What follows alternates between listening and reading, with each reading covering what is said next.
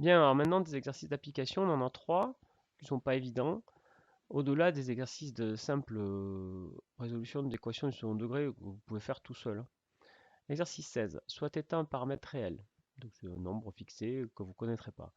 Résoudre dans C, on a deux équations à résoudre. Alors, allons-y. Bon là on reconnaît une équation du second degré en Z. Regardez, z carré moins 2z cosinus. Cosinus θ, c'est une constante. Juste, vous ne la connaissez pas. A plus O. Bon, ben allons-y. Delta, patati patata. Donc, première équation. On calcule le discriminant. B carré. Alors ici, alors dites-moi qui c'est. Enfin, dites-moi, vous n'êtes pas là. Donc A, c'est 1. Réfléchissez, mettez en pause. Hein, puis après, vous vérifiez. B ici, c'est moins 2 cosinus θ.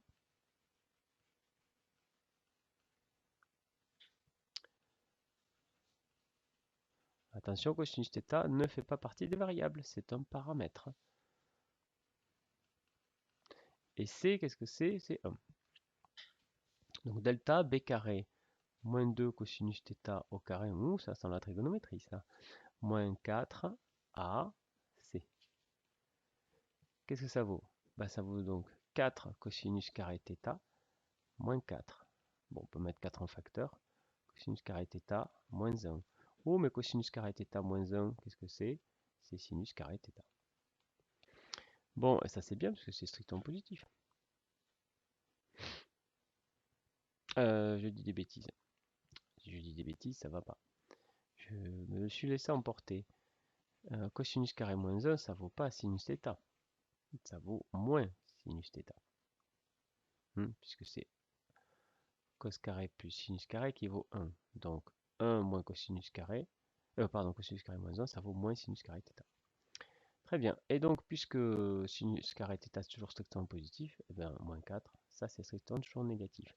Donc, ce discriminant étant strictement négatif, on a toujours deux solutions complexes conjuguées qui sont z1 égale moins b.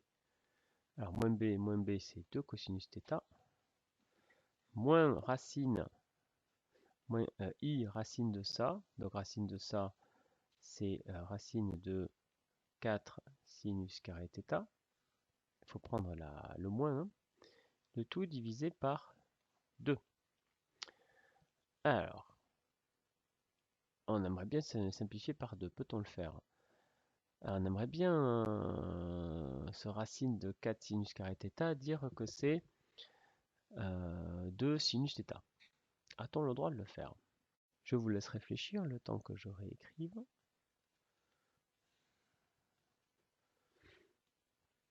Alors, ce qui est sûr, c'est que racine de 4, ça fait 2. Ça, il n'y a pas de problème. Et là, ça fait racine de sinus carré θ. Alors, rappel, c'est quoi racine de x carré? Ce n'est pas x, c'est valeur absolue de x. Donc ici, on obtient valeur absolue de sinus θ. Il faut enlever cette valeur absolue. Sinus θ, est-ce qu'on sait s'il est positif ou pas? Non, on ne sait pas. Ben, on ne sait pas. Donc on ne peut pas aller plus loin. Enfin, si, on peut simplifier les deux. Donc on obtient cosinus θ moins i sinus θ en valeur absolue. Il faudra discuter suivant le signe de θ. Eh bien, on regarde sinus. Hein. Et là, suivant θ, bon, ben, si entre 0 et pi il est positif, et puis au-delà il est négatif, et puis ça tourne, ça change tout le temps. De même, Z2, c'est cosinus θ plus i valeur absolue de sinus θ. Bon, on n'est pas loin, hein. Deuxième solution. Deuxième équation. Alors là, c'est une équation de degré 4. Donc c'est plus difficile. Mais vous devez reconnaître une équation bicarrée, puisque vous avez des exposants qui sont pairs. 4, 2, 0.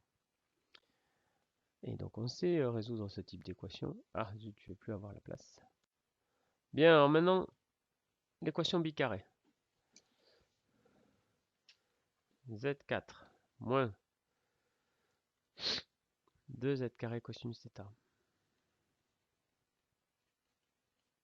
plus 1 égale 0. Alors, le principe, c'est de l'écrire comme des carrés. Vous voyez? Attendez. Hop. Cosinus θ. Z carré plus 1. Comme ça, je peux poser un grand Z. C'est-à-dire, si je pose que grand Z est égal à petit z carré, ben, j'obtiens une équation du second degré en grand Z. Et ça, je sais résoudre. Je l'ai résolu précédemment.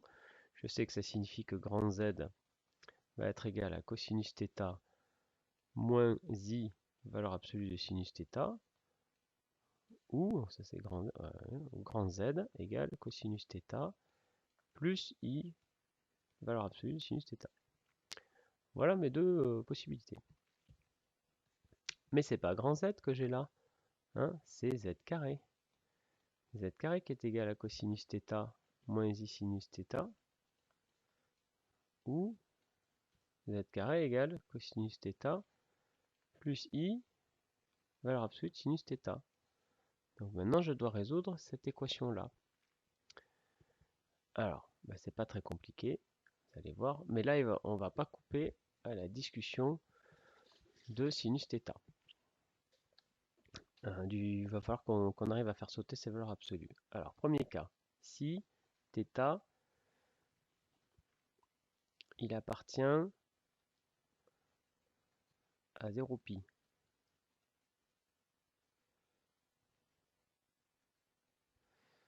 Alors, modulo de pi, hein, c'est-à-dire si on est dans les cadrans 1 et 2. Alors, sinus θ est positif. Donc, on a z carré qui est égal à cosinus θ moins I sinus θ. Alors, avant de faire ça, pardon. Cosinus θ moins I, alors plus I sinus θ, celui-là, là. Ça, c'est EIθ, qu'on a vu la semaine dernière. Et cosinus θ moins I sinus θ, ça, c'est... Alors, c'est le conjugué, mais le conjugué de EIθ, c'est son opposé. Ça, c'est une façon géométrique de voir. Sinon, j'écris que c'est cosinus moins θ, parce que cosinus moins θ, c'est égal à cosinus θ. Et le moins peut rentrer dans le sinus, ça fait sinus moins θ. Donc, on a bien E moins I θ. Conclusion, quand θ est dans 0 pi, notre équation, là, l'équation est équivalente au fait que z carré est égal à EIθ, ou z carré, alors moins Iθ, est égal à EIθ. Ouais, ça c'est pas très difficile à résoudre. Il suffit de d'écrire z carré sous la forme d'un exponentiel. Z c'est un nombre complexe, il peut donc s'écrire ρ EI, alors θ étant déjà pris, je vais écrire alpha au carré égale E moins I θ. Ou bien ρ EI alpha au carré est égal EI θ. Du coup, là, je peux identifier, ah pas encore, pardon, le carré, je le développe, donc ça fait ρ carré EI alpha au carré, donc EI 2 alpha, au carré EI 2 alpha égale EI θ. Alors là, j'ai à gauche et à droite deux nombres complexes écrits sous forme exponentielle. Ici, module ρ carré, argument 2 alpha. Ici, module 1, argument moins θ. Donc j'identifie par tirelle, module, argument. Ici le module c'est ρ carré, il est donc égal à 1. Ici l'argument c'est 2 alpha, il est donc égal à moins θ modulo de pi. Ou bien, pareil, j'identifie le module ρ carré c'est égal à 1. L'argument 2 alpha c'est égal à θ plus 2 pi. Bon, on se rend compte que ces systèmes coïncident. Ρ carré égale 1. Souvenez-vous que ρ c'est un nombre réel, strictement positif. Donc le seul nombre strictement positif dans le carré vaut 1, c'est 1. et alpha, c'est égal à moins θ sur 2 plus capi. Ou bien, je trouve ρ égale 1 et alpha égale θ sur 2 plus capi.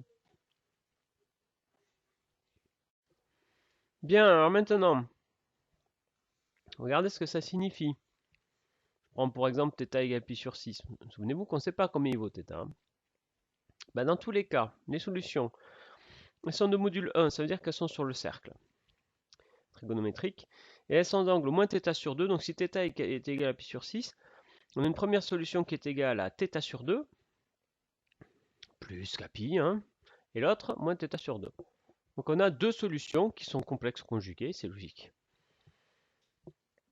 Bien, mais ça c'est si θ est égal à pi sur 6. Alors attendez, je vous dis une bêtise, excusez-moi. C'est plus capi. Donc celle-là, c'est pas plus de capi, c'est plus capi. Donc on va en avoir une autre ici. Et si on prend moins θ sur 2, eh ben on a celle-ci. Donc on a quatre solutions qui sont conjuguées 2 à 2. Et c'est pas étonnant qu'on ait quatre solutions puisqu'on a une équation de degré 4. Donc on a quatre solutions dans C. Ça c'était si θ était dans 0 pi. Maintenant si θ est dans moins pi 0. Si θ est dans les cadrans 3 et 4. Oubliez le si. Hop. Donc on reprend le raisonnement. Dans ce cas, sinus θ va être strictement négatif. Qu'est-ce que ça va faire? Si je reprends tout le raisonnement, je reprends, on va utiliser les capacités de l'informatique, du traitement de texte. Ici, j'ai strictement négatif. Si je suis dans moins pi 0, ce sera plus simple, vous comprendrez mieux. Donc, cosinus θ plus i sinus θ, ça c'est les mêmes raisonnements. Ça veut dire que lui, sinus θ, valeur absolue de sinus θ, ça vaut moins sinus θ. Donc lui, au lieu d'être moins, ça va me faire plus. Et au lieu de faire plus, ça va faire moins. Et donc au final, ici, j'aurai z carré égale e i θ, et ici, moins e i θ, mais bon, c'est exactement la même chose. Donc à partir de là, le raisonnement est exactement le même. Et je retombe exactement sur les mêmes solutions. Donc c'est pareil. Conclusion. Puisque dans tous les cas, j'obtiens 4 solutions qui sont de cette forme, et bien la solution dans C, c'est l'ensemble des nombres complexes de la forme E, I, alpha. C'est tous les où alpha est égal à plus ou moins θ sur 2 plus capi pour k dans z. Donc il y en a 4, ça correspond à 4 points du cercle. Donc 4 points, 4 affixes complexes. Mais par contre, en termes d'arguments, il y en a autant qu'on veut, bien sûr. Donc ça dépend en fait si vous raisonnez en termes de nombres complexes ou en termes ou en d'autres termes, ou en termes d'arguments. Ici, qu'est-ce qu'on cherchait nous? Nous on cherchait z, donc on cherchait les nombres complexes. Donc on trouve bien que 4 nombres complexes. Ouais, du coup ça peut...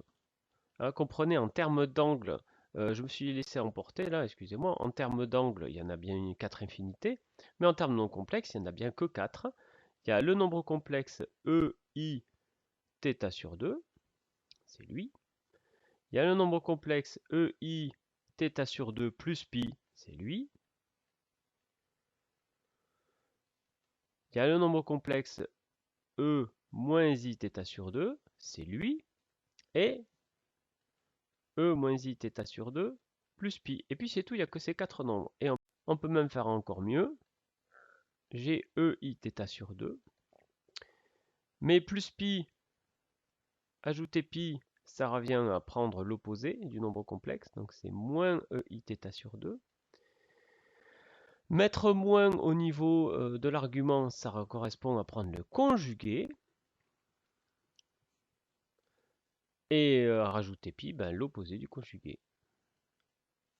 Donc finalement, tout dépend de ce nombre EI θ sur 2 et on retrouve tous les autres par symétrie centrale, symétrie par rapport à OY, symétrie par rapport à OX. Allez, fin de l'exercice.